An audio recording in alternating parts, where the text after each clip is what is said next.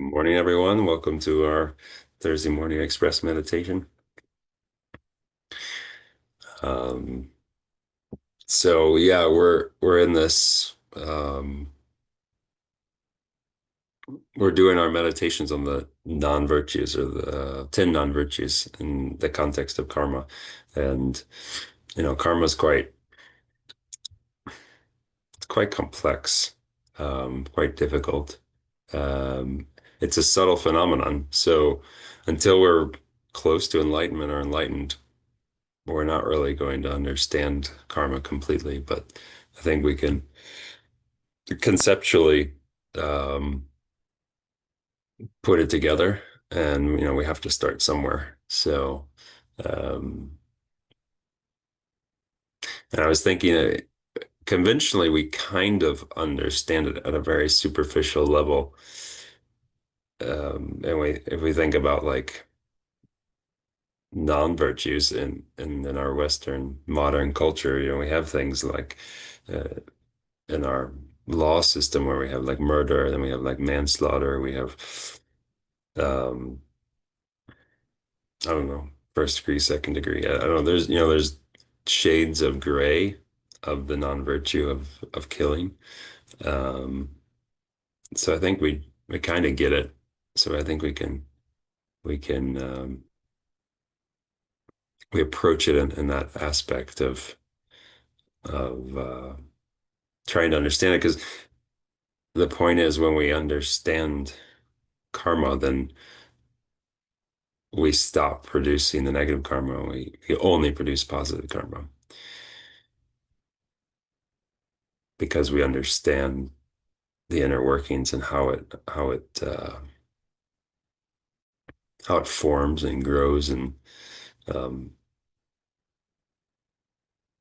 starts or doesn't start by not or refraining or abstaining from actions.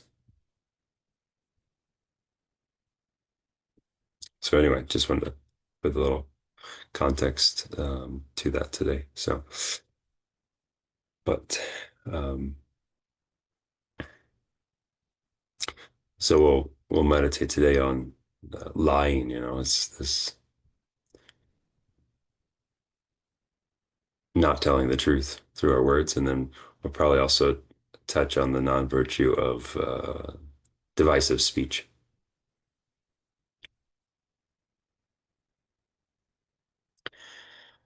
So we start by bringing ourselves into this session,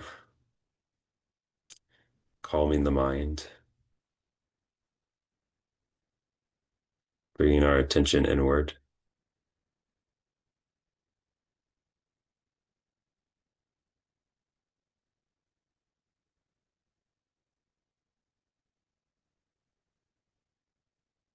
bringing our mind inside,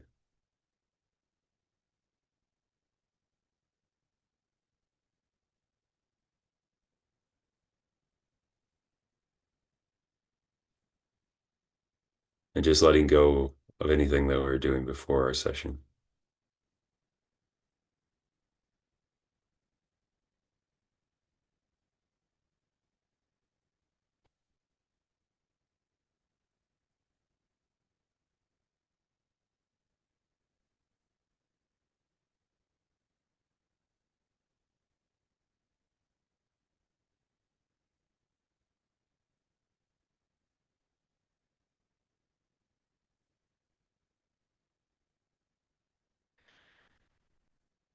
And we can become aware of our breath, the breathing of the body.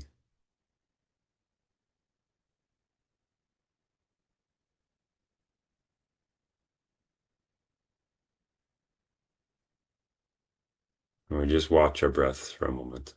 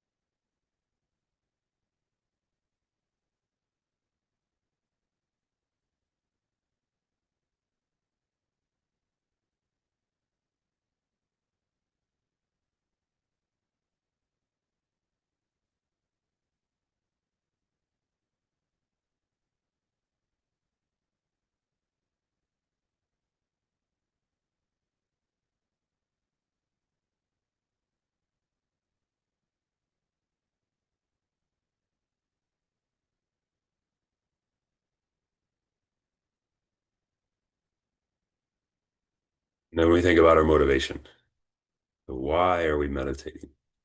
Why do we choose to get up this morning and join the session?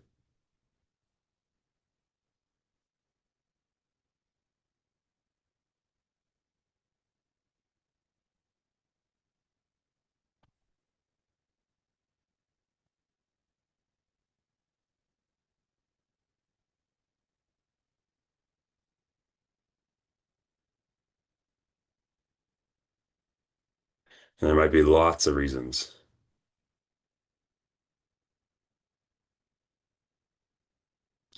And within our tradition, Mahayana, um, Buddhism,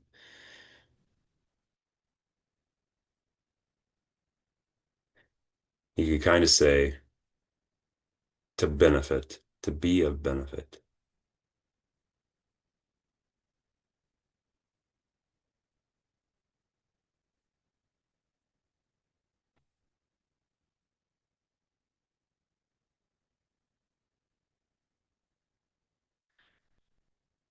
So if all my actions are to benefit others,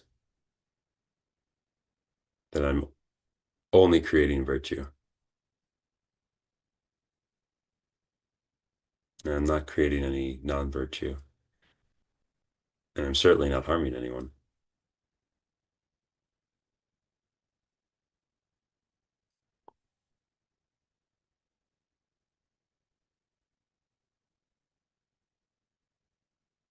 So we're motivated by this benefit to transform our minds through meditation.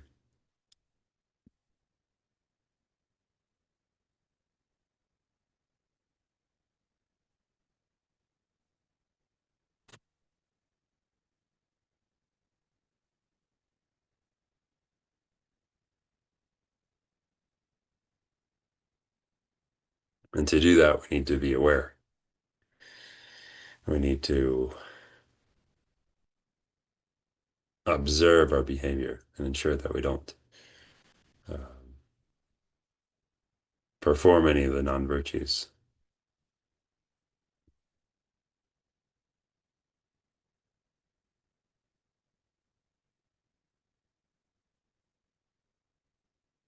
So we think about lying, the act of lying,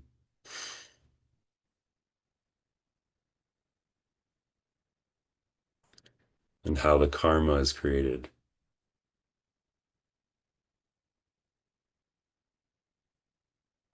So we have our four components, right? We have the object, we have the intention, we have the action, and we have the result.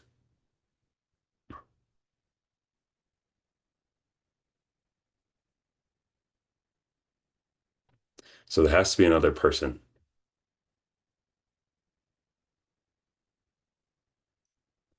That's the first thing. No other, if there's no other person, then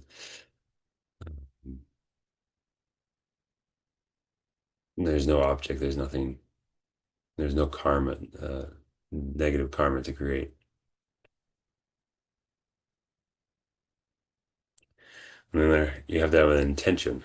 It's um, it's the composition of the act.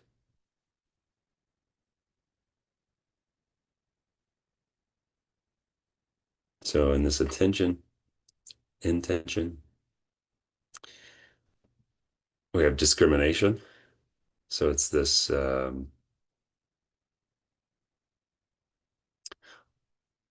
unmistaken recognition that what I'm about to say, or it could be written, I suppose, the content is a lie.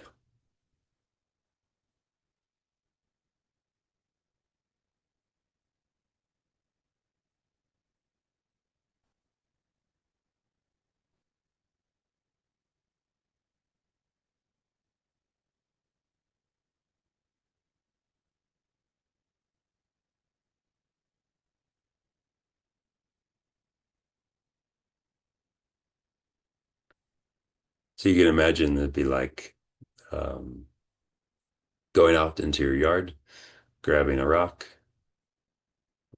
and then telling someone it's a diamond and it's worth millions.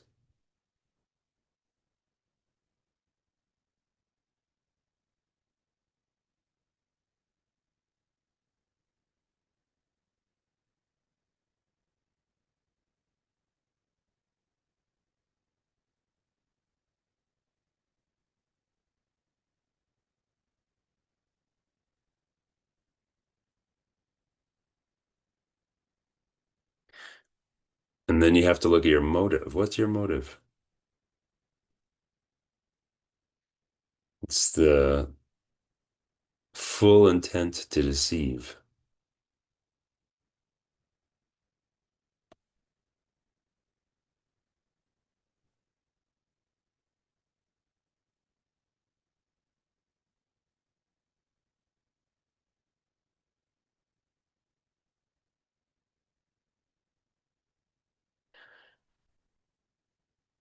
And then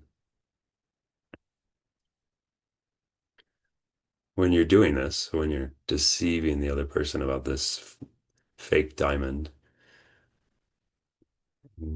what do you think's happening with attachment? What's going on there?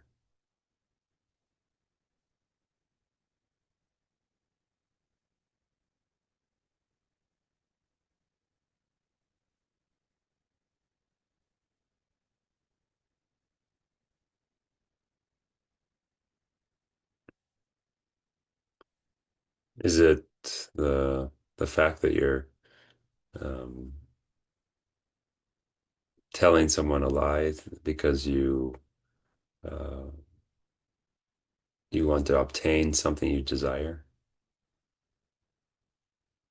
In this case, you want to get a lot of money.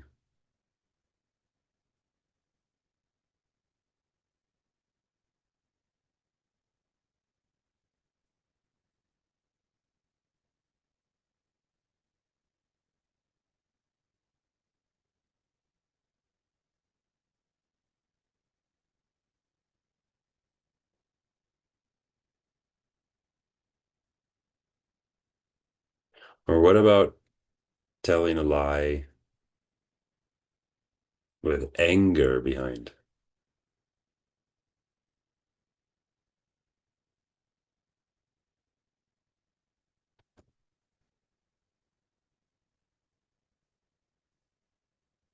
Can you imagine that anger could be your motivating factor, and you want to lie to hurt someone?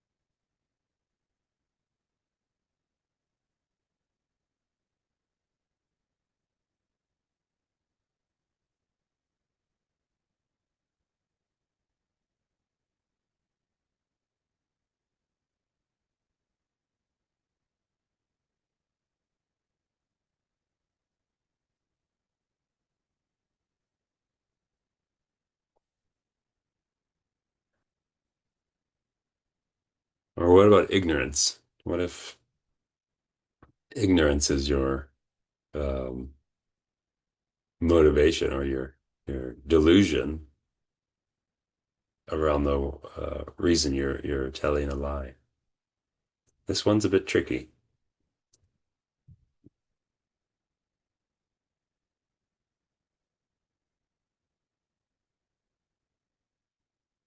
because with this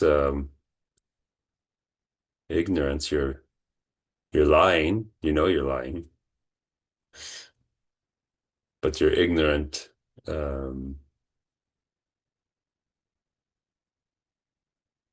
to um, the outcomes of the lie.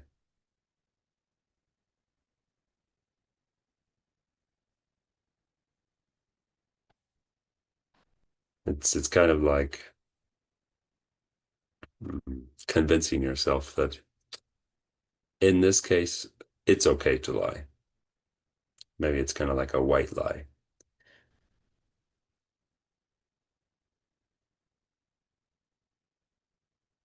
It'd be like telling yourself um, lying is acceptable if my life is in danger.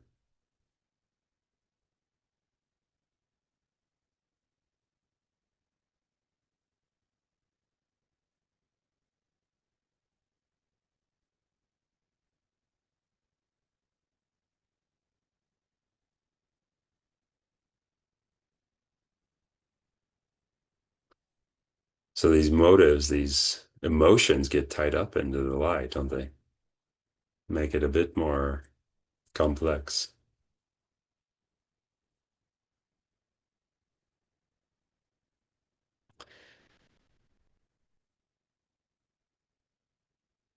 But then finally there's the act, right? That we convey the deceit. We we express the word, spoken or written,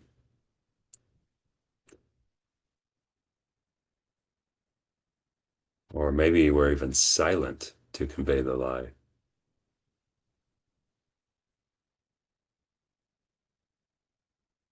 But it's some form of communication.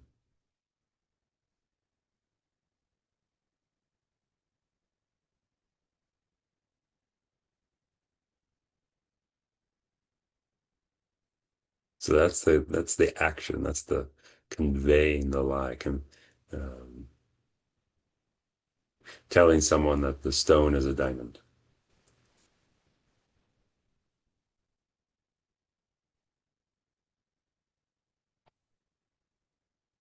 But then there's the final step, the completion.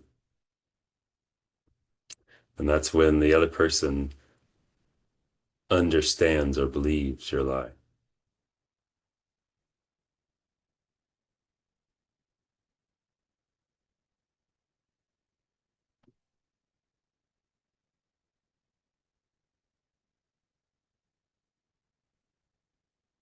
So maybe you're talking to a jeweler, you tell them that you have a diamond, and they look at your rock from your yard, and they say, that's not a diamond.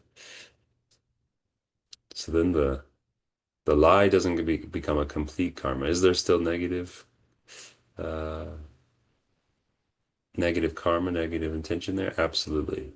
But it's not a complete karma, not a complete negative action.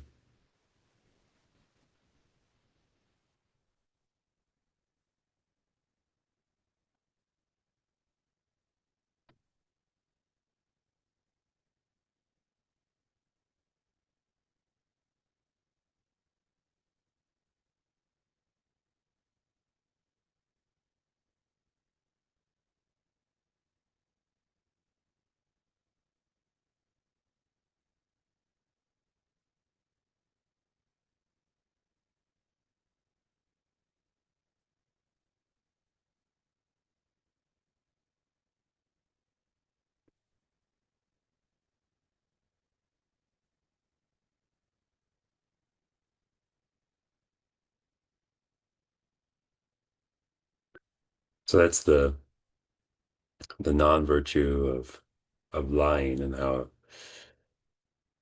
it becomes a complete um, negative action.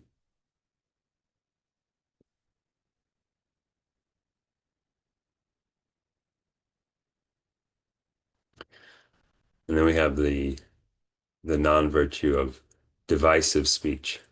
So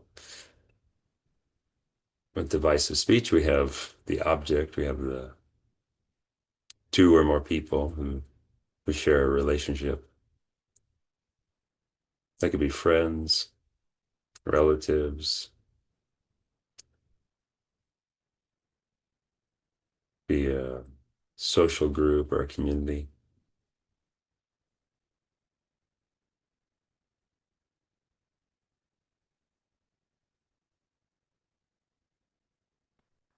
In all these cases, they have a good relationship.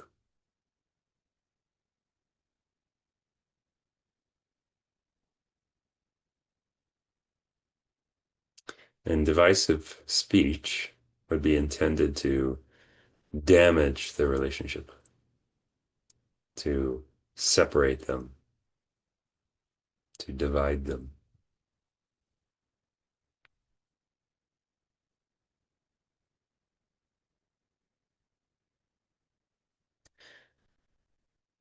And where the relationship is already bad, divisive speech would just prolong or worsen the situation.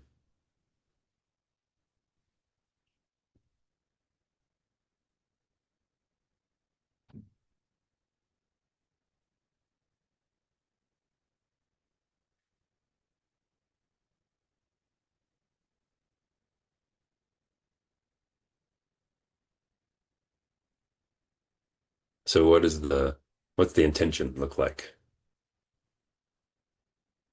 So we have to discriminate. We have to um, have correct recognition of the people involved. We have to have a correct recognition of their relationship.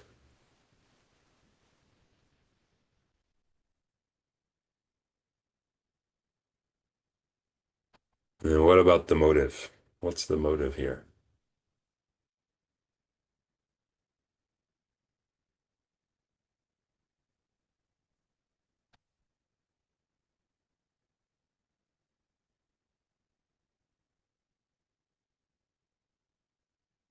The motive, the like you intend to cause disunity, to cause division.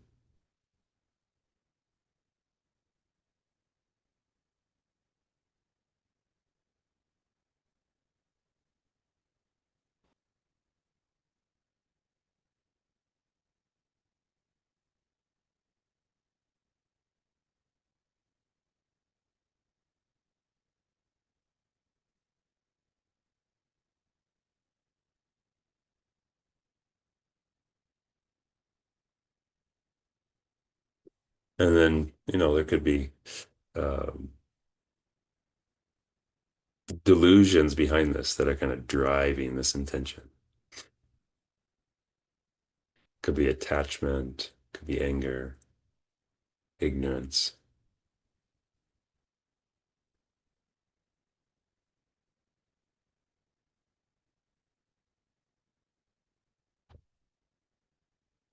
So if we think about the anger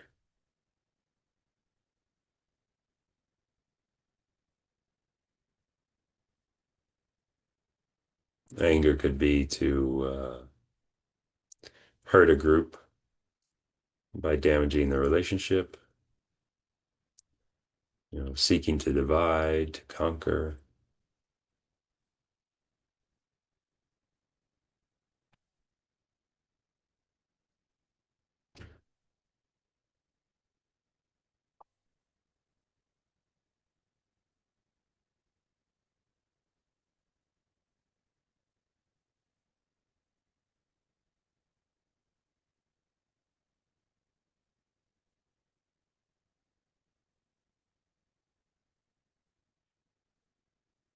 And then there's the act, right? So then we do the action.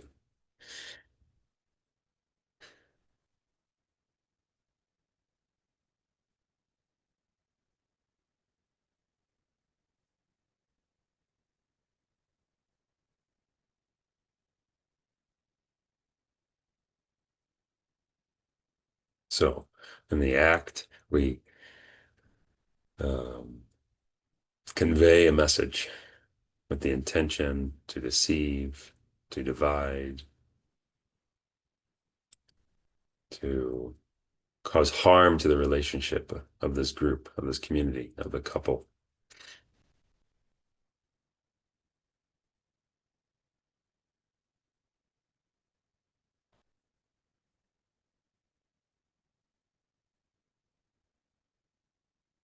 And then when does it become complete?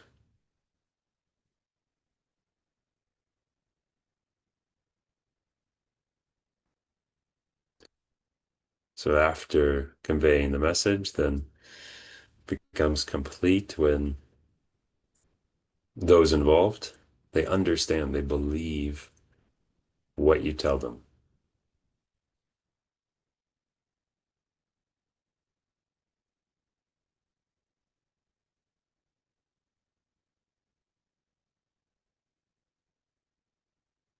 And it could be a truth or it could be a lie. But the important part here in the device of speech is that whatever the message is, that it's believed by those received.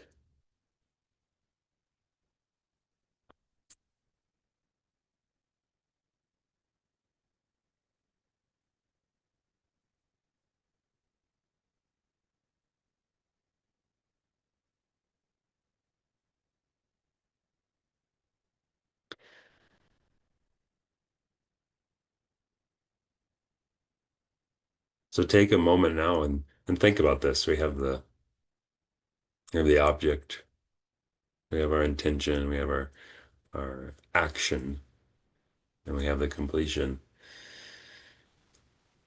And think about your situation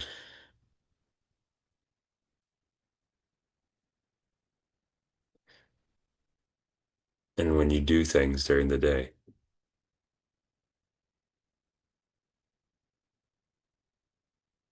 Which of those four do you think you can work on?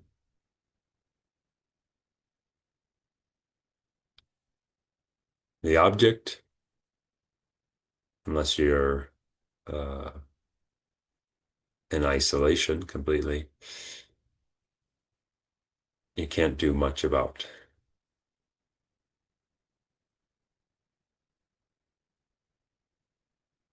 But you have the intentions, the actions, and the completion. So we're faced with these all day long. So just think about which one you'd like to focus on and be more cognizant, be more aware to ensure that you uh, don't create any more negative non-virtues or negative karmas.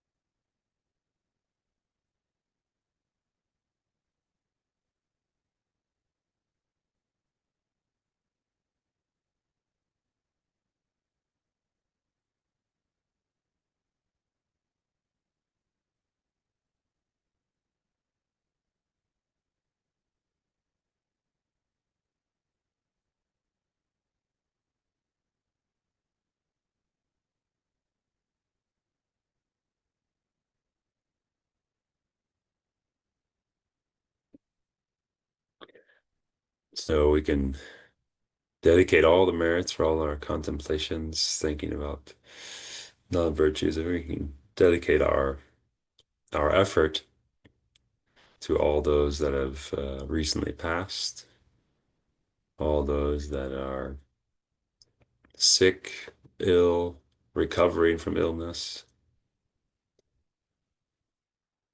and all those that are um,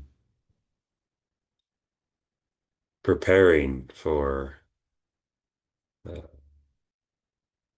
operations or procedures to get healthy again. May they get healthy, may they recover, and may their sicknesses never return.